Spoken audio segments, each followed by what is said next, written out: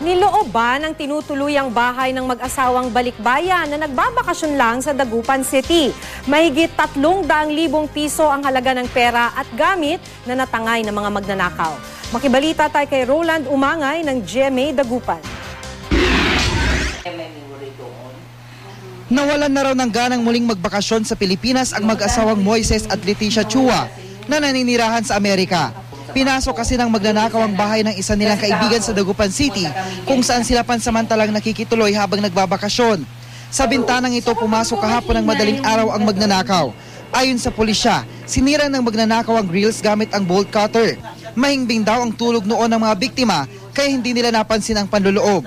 I never thought na makakapasok sila kasi nakabakal lahat itong bahay na ito. Bakal, may fence na ano. But that happened. Tinangay ng magnanakaw ang mahigit 100,000 piso ng mga biktima.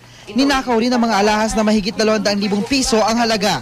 May suspect na raw ang pulisya pero hindi muna nila pinangalanan.